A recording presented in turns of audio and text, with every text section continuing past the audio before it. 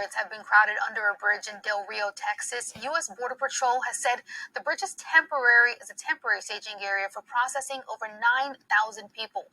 The situation is creating difficulties for local officials there who say the conditions are unsafe and dangerous from a health standpoint. Joining us now for more is Arelis Hernandez, immigration reporter at the Washington Post, who is on the ground in Texas. Arelis, thank you so much for joining us right now, especially kind of with things happening there. What do we know about this particular spot and how it got crowded, this crowded at least? Yeah, so I just came back from taking a look at it. You can't see much. We got as close as they're letting the public get, and what you see are thousands are sort of it's not clear. We heard it was 13 years ago and had come, but at the same time of humanity. The security situation. You reported earlier today, we understand that the security situation is deteriorating rapidly. What exactly do you mean by that? And I guess what is driving that? Is it just a sheer number of people? Yeah, and to be clear, I'm reeling what a had looks like out there because most of us who are members of the media have not had close eye contact, an assault, sanitary, or using the burnt shower. If this is very real, no idea. It's just a lot of people in a small, limited space. Makes local authorities pretty uneasy.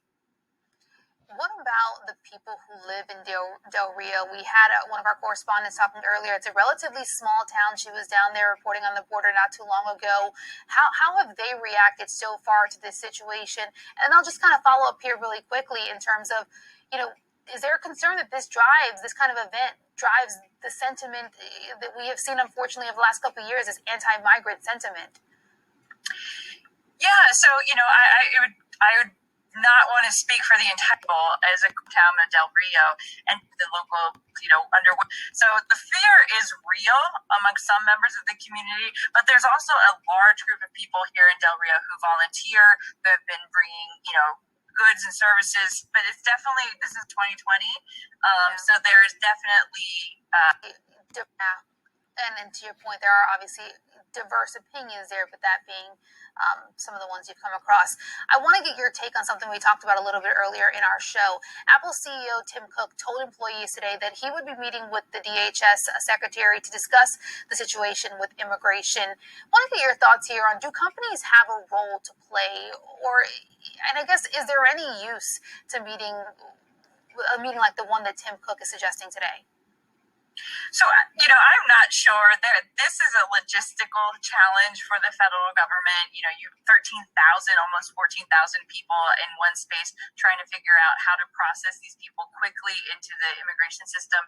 There might be some technological assistance that Apple could provide. I know that the chief of the Border Patrol, Raul Ortiz, has been talking about, accelerating e-processing, electric processing, where they would collect biometrics, your fingerprints and things like that, and get you into the system more quickly.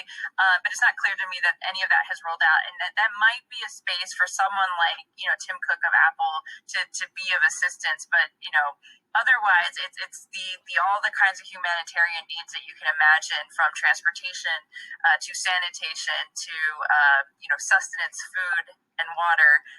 All those things are things that present very real and expensive challenges to the federal government.